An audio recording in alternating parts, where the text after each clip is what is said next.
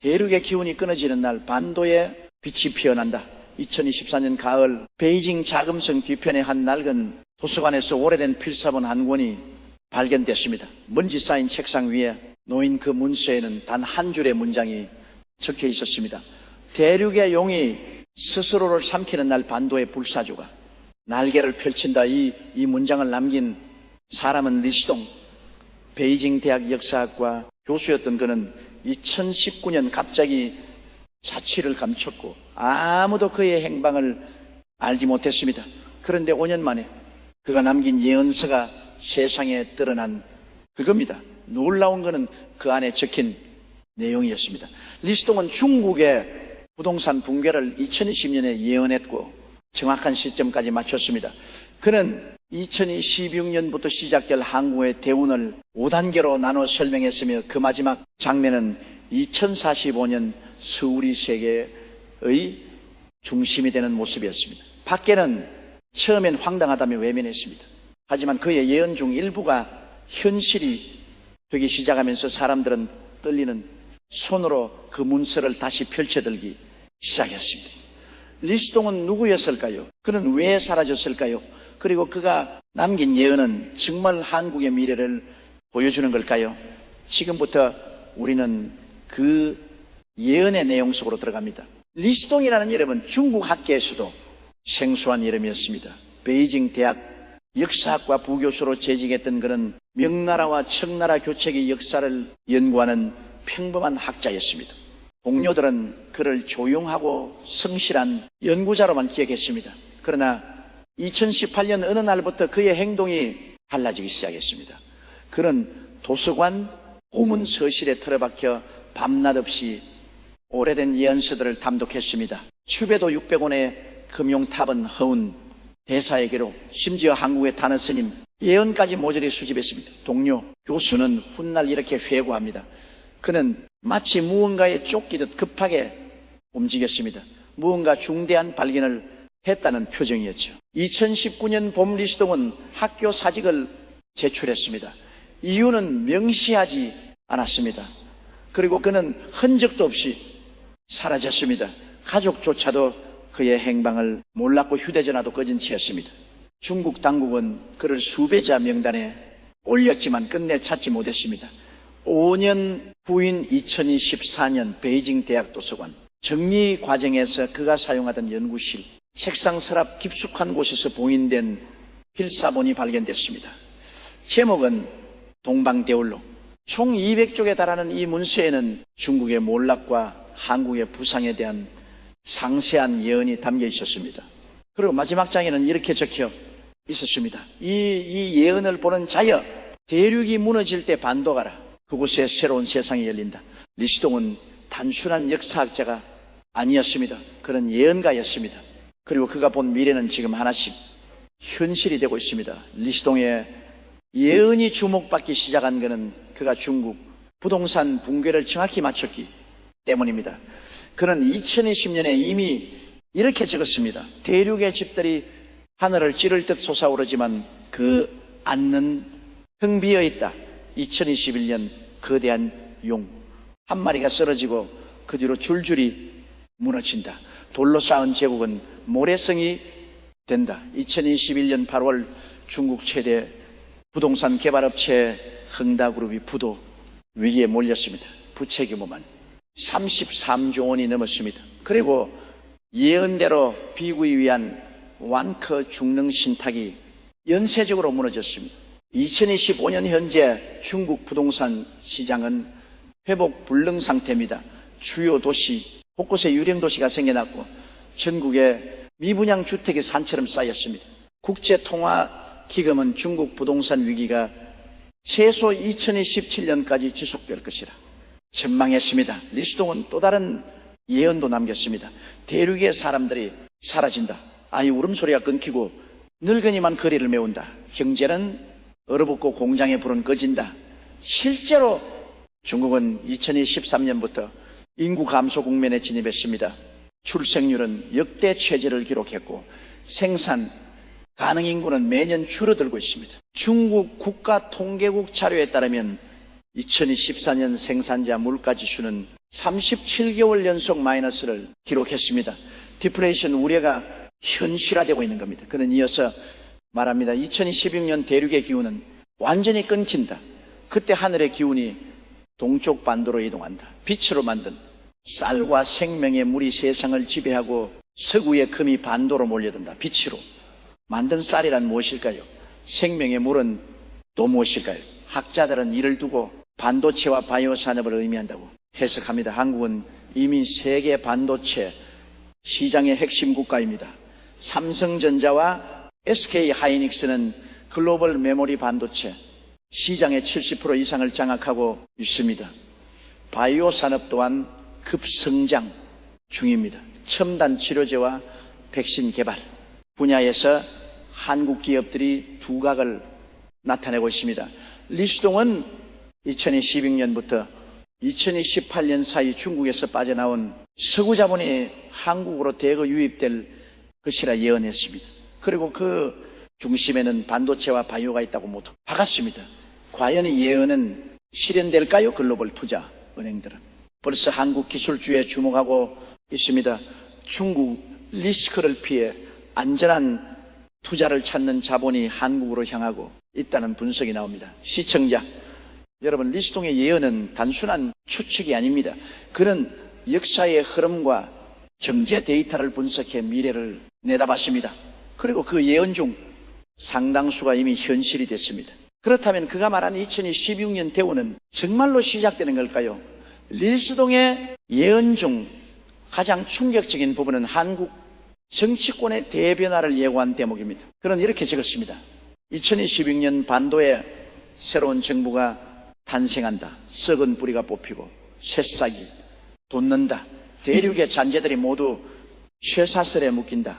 대륙의 잔재란 무엇을 의미할까요? 정치 전문가들은 이를 친중 세력 또는 부패 기득권 세력으로 해석합니다. 리스동은 2016년을 전후에 한국에서 대대적인 정치 청산이 일어날 것이라 예언했습니다. 그리고 그 과정에서 많은 인물들이 법의 심판을 받게 된다고 그랬습니다. 그는 구체적으로 이렇게 말합니다. 감옥의 문이 열리고 닫힌다. 들어가는 자와 나오는 자가 교차한다. 과거를 심판하는 자가 미래를 연다. 이 문장은 무엇을 의미할까요? 혹시 특정 인물의 사면과 다른 인물의 구속을 암시하는 것일까요? 아니면 정권 교체에 따른 권력 재편을 의미하는 것일까요? 리스동은 이어서 말합니다. 새 정부는 대륙과의 끈을 끊고 바다 건너 독수리와 손을 잡는다. 반도의 기술이 세계의 표준이 되고 서쪽 자본이 동쪽으로 흐른다. 독수리는 미국을 상징합니다. 그런 한국이 중국과의 경제적 의존도를 낮추고 미국 및 서방 국가들과의 협력을 강화할 것이라 예측했습니다. 실제로 최근 한미 반도체 동맹이 강화되고 있고 유럽 국가들도 한국의 첨단 기술에 러브콜을 보내고 있습니다. 그런데 리수동의 예언에는 한 가지 조건이 붙어 있습니다. 그는 이렇게 경고합니다. 그릇이 깨끗하지 않으면 좋은 기운도 썩는다. 과거의 썩은 뿌리를 완전히 뽑지 못하면 새나무도 병든다. 대륙에 잔재가 남아있는 한 대우는 온전히 열리지 않는다. 이 말은 단순한 비유가 아닙니다. 리스동은 한국이 진정으로 도약하려면 반드시 과거를 청산해야 한다고 강조했습니다. 부패, 특권, 친중 세력 모두 사라져야 한다는 겁니다. 그래야만 2016년부터 시작되는 대운을 제대로 받을 수 있다는 것이죠. 과연 2016년 한국에는 어떤 변화가 찾아올까요? 새로운 정부는 정말 탄생할까요? 그리고 과거의 청산은 이루어질까요? 다음 장에서는 리스동이 예언한 가장 극적인 사건, 북한의 변화와 평화적 통일의 시나리오를 살펴보겠습니다. 리스동 예언의 핵심은 바로 통일입니다. 그는 이렇게 적었습니다. 2029년부터 2033년 사이 북쪽의 문이 열린다. 전쟁 없이 하나가 된다. 남쪽의 기술과 북쪽의 땅이 만나 새로운 제국이 탄생한다. 전쟁 없는 통일이란 이게 가능한 일일까요? 리스동은 그 과정을 단계별로 설명했습니다. 첫째, 대륙의 지원이 끊긴다. 둘째, 북쪽 내부에서 변화의 바람이 분다. 셋째, 경제적 붕괴가 정치적 개방으로 이어진다. 넷째, 남쪽의 문화와 경제력이 북쪽을 자연스럽게 흡수한다. 대륙의 지원이 끊긴다는 말은 중국이 더 이상 북한을 지원할 여력이 없다는 뜻입니다. 실제로 중국은 부동산 위기와 경제 침체로 자국 경제 살리기에도 버거운 상황입니다. 북한에 대한 경제 지원은 크게 줄어들 수밖에 없습니다. 북한 경제는 중국 의존도가 90%에 달합니다. 중국의 지원이 끊기면은 북한 체제는 심각한 위기에 직면하게 됩니다. 리스동은 이때 북쪽 내부에서 변화가 시작된다고 했습니다. 그는 구체적으로 이렇게 말합니다. 젊은 세대가 움직인다. 외부 정보가 스며들고 체제에 대한 의문이 커진다. 권력의 중심이 흔들리고 새로운 목소리가 나온다. 북한 내부 정보에 정통한 전문가들은 이미 북한 젊은 층 사이에서 한류 콘텐츠가 은밀히 유통되고 있다고 증언합니다. USB에 담긴 한국 드라마와 영화가 암시장에서 거래되고 휴대전화로 남한 방송을 몰래 시청하는 사람들이 늘고 있다는 겁니다. 리스동이 말한 외부 정보 유입이 이미 시작된 것일지도 모릅니다. 그는 이어서 말합니다. 경제가 무너지면 체제도 무너진다. 배고픔은 인연보다 강하다. 북쪽 사람들은 남쪽의 풍요를 원하게 된다. 실제로 북한은 국제 제재와 코로나19 봉쇄로 극심한 경제난을 겪고 있습니다. 식량 부족과 생필품 부족이 만성화됐고 주민들의 불만이 높아지고 있다는 탈북자들의 증언이 이어집니다. 리스동의 예언에서 가장 흥미로운 부분은 통일의 주체가 전쟁이 아니라 문화와 경제라는 점입니다. 그는 이렇게 표현했습니다. 총이 아니라 노래로 하나가 된다. 폭탄이 아니라 빵으로 마음을 얻는다. 남쪽의 삶이 북쪽의 꿈이 된다. 이는 독일 동일 방식과 유사합니다. 서독의 경제력과 문화가 동독 주민들의 마음을 움직였고 결국 베를린 장벽이 무너졌습니다. 리스동은 한반도에서도 비슷한 일이 일어날 것이라 예견했습니다. 그리고 그는 통일 이후의 모습을 이렇게 그렸습니다. 남쪽의 기술과 자본, 북쪽의 자원과 노동력이 결합한다. 끊어졌던 철길이 이어지고 대륙을 향한 길이 열린다. 반도는 더 이상 섬이 아니다. 유라시아의 머리가 된다. 북한에는 막대한 지하 자원이 매장되어 있습니다. 희토류, 철광석, 석탄, 금 등 총매장 가치가 수천 조원에 달한다는 분석도 있습니다. 남한의 첨단 기술과 자본이 북한의 자원 개발에 투입되면 엄청난 시너지 효과가 발생할 것입니다. 또한 북한의 젊은 노동력은 제조업 기반을 재건하는 데 큰 도움이 될 것입니다. 리스동은 동일 이후 한반도가 유라시아, 대륙과 태평양을 잇는 물류 허브가 된다고 예언했습니다. 부산에서 출발한 기차가 평양을 거쳐 중국, 러시아, 유럽까지 연결되는 겁니다. 한국은 섬나라 신세를 벗어나 대륙 국가로 거듭나게 됩니다. 시청자 여러분, 과연 이 예언은 실현될까요? 2029년부터 2033년 사이 정말로 평화적 통일이 이루어질까요? 리스동은 분명히 말했습니다. 시간이 답을 줄 것이다. 그리고 그 시간은 이미 흐르기 시작했다.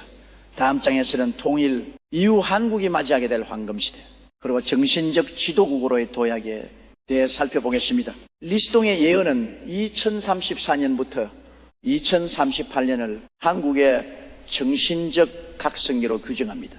그는 이렇게 적었습니다. 물질의 시대가 끝나고 정신의 시대가 시작된다. 반도에서 한 사람이 나타나 세상을 가르친다.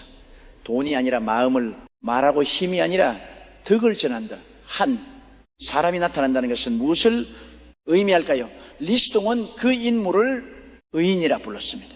그는 정치가도 군인도 아닌 사상가이자 교육자라고 했습니다. 그가 전하는 메시지는 한국 고유의 정신문화입니다.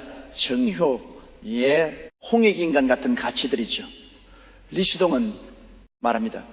세상은 물질에 취해 병들었다. 사람들은 돈만 쫓고 서로를 믿지 않는다. 가족은 흩어지고 공동체는 무너진다. 이때 반도의 의인이 나타나 옛것을 새것으로 바꾼다. 옛 선조들의 지혜를 현대 언어로 전한다. 이는 단순한 복고주의가 아닙니다.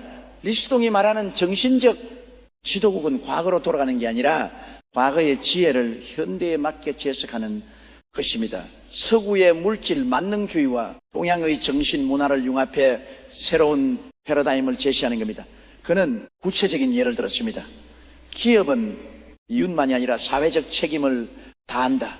교육은 경쟁이 아니라 협력을 가르친다. 정치는 권력이 아니라 봉사를 실천한다. 이런 가치들이 한국에서 먼저 실현되고 세계로 퍼져나간다는 겁니다. 리스동은 이을 두고 멘토 스테이트라는 표현을 썼습니다. 한국이 단순한 경제, 대국을 넘어 세계가 배우고 따라야 정신적 모범 국가가 된다는 뜻입니다. 마치 과거 그리스가 철학으로, 로마가 법으로 세계를 이끌었듯이 한국은 조화와 공존의 정신으로 세계를 이끌합니다. 젊은이들이 어른을 공경하고 어른들이 젊은이를 사랑한다. 세대 간 단절이 치유되고 가족이 다시 모인다. 이웃을 돌보고 약자를 보호하는 문화가 뿌이 내린다. 현대사회는 세대 갈등, 빈부격차, 개인주의 심화로 몸살을 앓고 있습니다. 리스동은 한국이 이런 문제들을 전통적 공동체 정신으로 해결하는 모델을 제시할 것이라 예언했습니다. 그리고 그 모델이 세계적으로 주목받게 된다는 겁니다. 그는 이어서 말합니다. 2038년이 되면 각국 지도자들이 반도로 배우러 온다. 한국의 교육 시스템, 복지, 모델, 공동체 문화를 연구한다. 한국어를 배우는 사람이 급증하고 한글이 제2외국어가 된다. 이미 그 조짐은 보이고 있습니다. K-팝, K-드라마, K-무비가 전 세계를 휩쓸고 있습니다. 한국의 학습자 수가 급증하고 있고 한류 문화가 단순한 유행을 넘어 하나의 문화 현상으로 자리 잡았습니다. 리스동은 이것이 시작에 불과하다고 했습니다. 그런데 그는 한 가지 중요한 경고도 남겼습니다. 부와 명예에 취하면 모든 것을 잃는다. 뿌리를 잊으면 나무는 쓰러진다. 겸손과 배려를 잃지 말라. 그것이 대운을 지키는 유일한 길이다. 리스동은 한국이 정신적 지도국이 되기 위해서는 반드시 전통적 가치를 지켜야 한다고 강조했습니다. 서구화에 휩쓸려 고유의 정체성을 잃는다면 대운도 함께 사라진다는 경고입니다. 시청자 여러분, 과연 한국은 정신적 지도국이 될 수 있을까요? 세계가 배우고 따라야 할 나라가 될 수 있을까요? 리수동은 가능하다고 그랬습니다. 단 우리가 뿌리를 지키고 겸손을 잃지 않는다면 말입니다. 다음 장에서는 리수동 예언의 클라이맥스, 2039년부터 2045년까지 펼쳐질 광역 한국경제원과 서울이 세계 중심이 되는 과정을 살펴보겠습니다. 리수동 예언의 마지막 장은 가장 극적입니다. 그는 2039년부터 2045년 사이 동북아시아 지도가 완전히 바뀐다고 예언했습니다. 그 중심에는 한국이 있습니다. 그는 이렇게 적었습니다. 동쪽 섬나라가 무릎을 꿇는다. 재난이 땅을 삼키고 바다가 육지를 덮는다. 살아남은 자들이 반도로 건너온다. 반도는 그들을 받아들이고 하나의 경제권을 만든다. 동쪽 섬나라 일본을 의미합니다.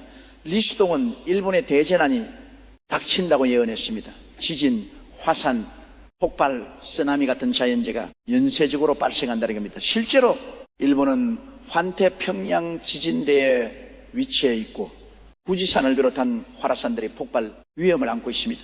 지질학자들도 조만간 대규모 지진이 발생할 가능성을 경고하고 있습니다.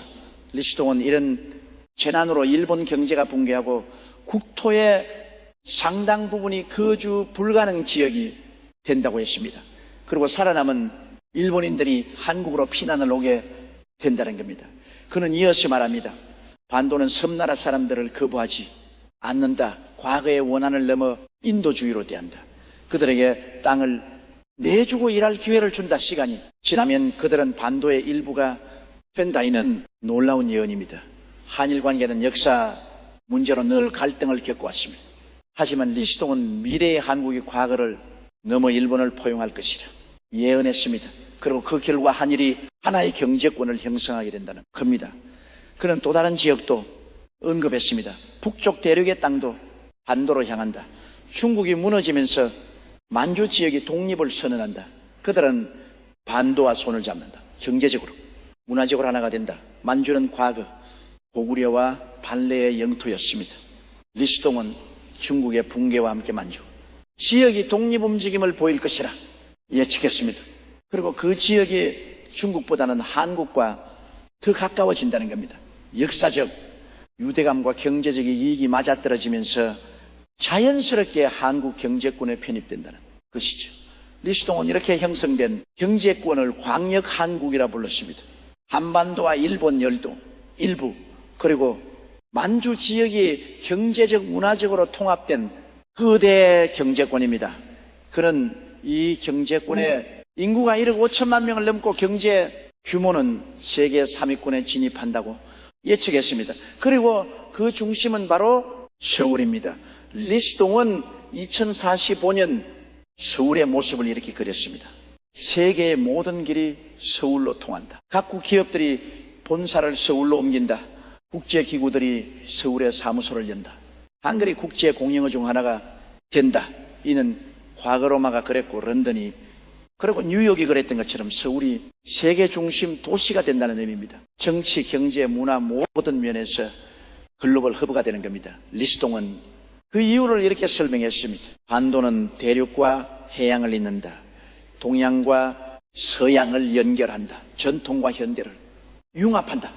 이런 위치와 역할이 서울을 세계 중심으로 만든다. 그는 또 이렇게 덧붙였습니다. 서울의 거리를 걷는 사람들은 100개 나라에서 왔다. 100개의 언어가 들리지만 서로 이해한다.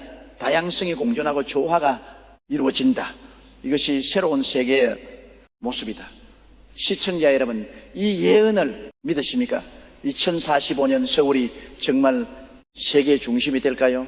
한국이 광역, 경제권의 맹주가 될까요? 리스동은 분명히 말했습니다. 이것은 꿈이 아니라 다가올 현실이다. 하지만 그는 마지막에 중요한 조건을 달았습니다. 다음 장에서 우리는 리스동이 남긴 경고와 숙제 그리고 우리가 무엇을 준비해야 하는지 살펴보겠습니다. 리스동의 예언서 마지막 장은 경고로 가득했습니다. 그는 이렇게 적었습니다. 대우는 저절로 오지 않는다. 그릇이 준비되지 않으면 좋은 기운도 흘러내린다. 반도 사람들이 준비하지 않으면 모든 예언은 헛것이 된다. 그릇이란 무엇일까요? 리스동은 그것을 마음가짐이라 불렀습니다. 개인의 마음가짐, 사회의 마음가짐, 국가의 마음가짐 모두 깨끗해야 한다는 겁니다. 그는 첫 번째 조건으로 부패, 청산을 꼽았습니다. 썩은 뿌리가 남아 있으면 새나무도 병든다. 권력의 부패, 경제의 부패, 사회의 부패 모두 뽑아내야 한다. 특권을 없애고 공정을 세워야 한다. 전국 사회는 오랫동안 부패와 특권 문제로 몸살을 앓아왔습니다. 정경, 유착, 학연지연, 혈연에 따른 차별, 공정하지 못한 기회 배분 이런 문제들이 사회 발전을 가로막았습니다. 리스동은 대운을 받으려면 반드시 이런 문제들을 해결해야 한다고 강조했습니다. 두 번째 조건은 세대간 계승입니다. 그는 이렇게 말합니다. 어른들이 지켜온 가치를 젊은 세대에게 전수하라. 효도, 예의, 배려, 공동체, 정신 이런 것들을 잃지 말라. 그것이 반도의 힘이다. 현대 한국 사회는 급격한 서구화와 개인주의 확산으로 전통적 가치가 약해지고 있습니다. 리스동은 이를 경고했습니다. 뿌리를 잊으면 나무는 쓰러진다. 서구 문물을 받아들이되 한국의 정체성을 잃어서는 안 된다는 겁니다. 세 번째 조건은 홍익인간 정신입니다. 그는 이렇게 적었습니다. 세상을 이롭게 하라. 자기만 잘 사는 것이 아니라 이웃도 함께 잘 살게 하라. 약한 나라를 돕고 어려운 사람을 보듬어라. 그것이 진정한 강대국이다. 리스동은 한국이 강대국이 되더라도 제국주의적 팽창을 해서는 안 된다고 경고했습니다. 과거 서구 열강처럼 약소국을 착취하고 지배하는 방식으로 성장해서는 안 된다는 겁니다. 대신 상생과 공존의 길을 가야 한다고 했습니다. 목을 가다듬음. 그는 구체적인 예를 들었습니다. 아프리카를 돕고 동남아시아와 협력하라. 기술을 나누고 지식을 전하라. 돈을 벌 때 착취하지 말라. 이런 자세가 세계의 존경을 받는 나라를 만든다. 리시동의 네 번째 조건은 겸손입니다. 그는 이렇게 말합니다. 부와 명예가 늘어날수록 더욱 낮은 자세를 가져라. 교만하면 모든 것을 잃는다. 역사는 교만한 나라를 용서하지 않는다. 과거 수많은 제국들이 교만으로 무너졌습니다. 로마, 몽골, 오스만 모두 전성기 이후 교만에 빠져 몰락의 길을 걸었습니다. 리시동은 한국이 같은 실수를 반복해서는 안 된다고 경고했습니다. 그는 마지막으로 이렇게 적었습니다. 대우는 선택받은 자에게 주어진다. 하지만 선택받았다고 해서 노력하지 않으면 대운도 떠난다. 깨끗한 그릇을 준비하고 끊임없이 닦아라. 그래야 대운이 오고 뭐다. 시청자 여러분, 리시동의 경고를 들으셨습니까? 대운은 저절로 오지 않습니다. 우리가 준비해야 합니다. 부패를 청산하고 전통을 계승하고 세상을 이롭게 하고 겸손을 잃지 않아야 합니다. 과연 우리는 준비가 되어 있을까요? 우리의 그릇은 깨끗할까요? 다음 장에서 우리는 리시동이 남긴 마지막 메시지와 그가 사라진 진짜 이유를 밝혀보겠습니다. 리시동이 사라진 이유는 무엇이었을까요? 그는 왜 모든 것을 버리고 호련히 떠났을까요? 그 답은 예언서의 마지막 페이지에 적혀 있었습니다. 나는 이 예언을 남기고 떠난다. 대륙의 눈을 피해 안전한 곳으로 간다. 내가 본 미래는 대륙에게 재앙이고 반도에게 축복이다. 대륙의 권력자들은 진실을 용납하지 않을 것이다. 그래서 나는 떠난다. 리시동은 중국 당국의 간압을 피해 도피한 것이었습니다. 그가 본 미래는 중국의 몰락과 한국의 부상이었습니다. 이런 예언이 알려지면 중국 정부는 그를 국가 안보를 위협하는 인물로 간주할 것이 분명했습니다. 그래서 그는 예언은 설을 남기고 조용히 사라진 겁니다. 하지만 그는 떠나기 전에 한 가지 장치를 마련했습니다. 예언서를 자신의 연구실 책상 깊숙한 곳에 숨겨놓은 것입니다. 언젠가 누군가 이것을 발견하고 세상에 알릴 것을 기대하면서 말입니다. 그리고 그 예언서는 2024년 마침내 세상에 드러났습니다. 5년의 시간이 흐른 뒤 그가 남긴 메시지가 사람들에게 전달된 겁니다. 예언서의 마지막 문장은 이렇습니다. 2026년 봄반도에서 새로운 시대가 시작된다. 이것을 보는 사람들이여 준비하라. 대우는 준비된 자에게만 온다. 나는 멀리서 그대들을 지켜본다. 리시동은 지금 어디에 있을까요? 아직도 살아있을까요? 아니면 이미 세상을 떠났을까요? 아무도 모릅니다. 하지만 그가 남긴 예언은 생생히 살아 움직이고 있습니다. 중국 경제는 그가 예언한 대로 무너지고 있습니다. 부동산 위기는 해결될 기미가 보이지 않고 인구 감소는 가속화되고 있습니다. 한국은 반도체와 바이오 기술로 세계의 주목을 받고 있습니다. 서구 자본이 한국으로 몰려들고 있습니다. 26년은 1년도 채 남지 않았습니다. 리시동이 말한 그 시점이 다가오고 있습니다. 과연 그가 예언한 새로운 정부가 탄생할까요? 과거에 청산이 이루어질까요? 대륙의 기운이 반도로 이동할까요? 전문가들은 리시동의 예언을 두 가지 시각으로 봅니다. 하나는 역사적 분석입니다. 그는 과거 왕조 교체의 패턴을 연구했고 그것을 현대에 적용했습니다. 중국 역사에서 부패한 왕조가 무너지고 새로운 세력이 등장하는 패턴은 반복됐습니다. 그는 현재 중국이 그런 전환기에 있다고 판단했습니다. 다른 하나는 경제적 분석입니다. 그는 중국 경제 구조적 모순을 꿰뚫어 봤습니다. 부동산 거품, 과도한 부채, 인구, 절벽 이런 요인들이 동시에 터지면 중국 경제는 붕괴할 수밖에 없습니다. 반면 한국은 첨단 기술과 문화, 콘텐츠로 새로운 성장 동력을 확보했습니다. 리시동의 예언이 신비주의적으로만 보이는 건 그가 상징적 표현을 많이 썼기 때문입니다. 하지만 그 상징 뒤에는 냉철한 분석에 깔려 있습니다. 그는 예언자이면서 동시에 역사학자이자 경제 분석가였습니다. 그래서 그의 예언은 단순한 점술이 아닙니다. 역사의 흐름과 경제 데이터를 근거로 한 미래 전망입니다. 물론 모든 예언이 맞을 수는 없습니다. 하지만 지금까지 그가 맞춘 것들을 보면 앞으로의 예언도 무시할 수 없습니다. 시청자 여러분, 리시동은 말했습니다.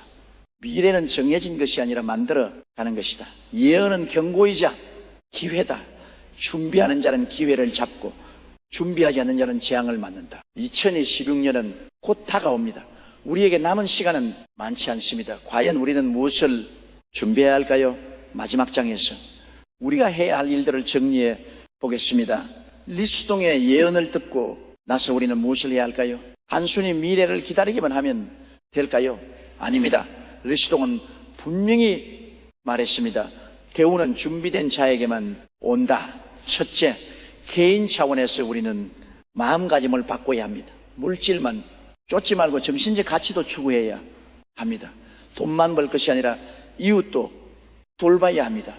경쟁만 할 것이 아니라 협력도 해야 합니다. 나만 잘 살 것이 아니라 함께 잘 살아야 합니다. 리시동이 말한 홍익, 인간, 정신은 거창한 것이 아닙니다. 일상에서 작은 배려, 작은 양보, 작은 나눔을 실천하는 것입니다.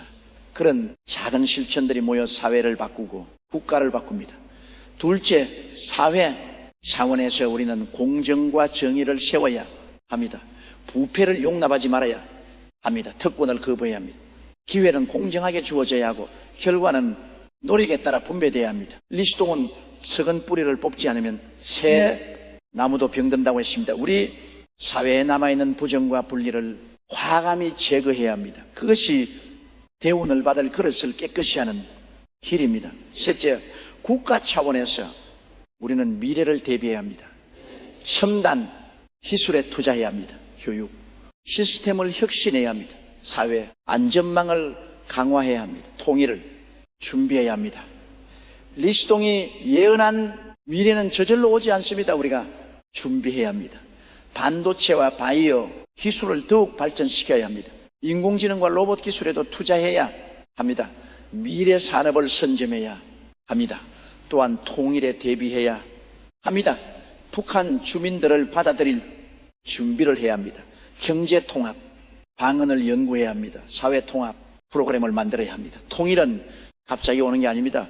준비된 자만이 통일의 열매를 제대로 거둘 수 있습니다. 넷째, 문화 차원에서 우리는 전통을 계승하고 발전시켜야 합니다. 한글의 우수성을 세계에 알려야 합니다. 한국 음악과 미술을 발전시켜야 합니다. 한국 철학과 사상을 현대화해야 합니다. 리시동은 한국이 정신적 지도국이 된다고 했습니다. 그러려면 우리만이 고유한 문화와 가치를 지키고 발전시켜야 합니다. 서구 문화를 모방만 할 것이 아니라 한국 문화의 독창성을 키워야 합니다. 다섯째, 국제관계 차원에서 우리는 균형 외교를 펼쳐야 합니다. 미국과의 동맹을 유지하되 중국과도 협력관계를 모색해야 합니다. 일본과는 과거를 넘어 미래를 향해 나아가야 합니다. 동남아시아, 중앙아시아, 유럽과도 관계를 강화해야 합니다. 리시동이 말한 광역 한국 경제권은 외교적 기반 위에서만 가능합니다. 저번 민족주의에 갇혀서는 안 됩니다. 열린 자세로 세계와 협력해야 합니다. 시청자 여러분, 지금까지 리시동의 예언을 살펴봤습니다. 26년부터 2045년까지 펼쳐질 한국의 대원 그 놀라운 미래를 함께 확인했습니다. 중국의 몰락, 한국의 부상, 평화적 통일, 정신적 지도국, 광역, 경제권, 서울 중심, 세계 질서의 모든 것이 리시동이 본 미래였습니다. 과연 이 예언은 실현될까요? 그것은 아무도 장담할 수 없습니다. 하지만 한 가지는 분명합니다. 미래는 준비하는 자의 것입니다. 리시동은 그것을 거듭 강조했습니다. 대우는 저절로 오지 않습니다. 우리가 만들어가야 합니다. 개인이 변하고 사회가 변하고 국가가 변해야 합니다. 부패를 청산하고 공정을 세우고 전통을 계승하고 미래를 준비해야 합니다. 그때 비로소 리시동이 본 그 미래가 현실이 됩니다. 반도의 빛이 세계를 비추고 서울이 세계의 중심이 되고 한국이 정신적 지도국이 됩니다. 리스동은 지금도 어딘가에서 우리를 지켜보고 있을 것입니다.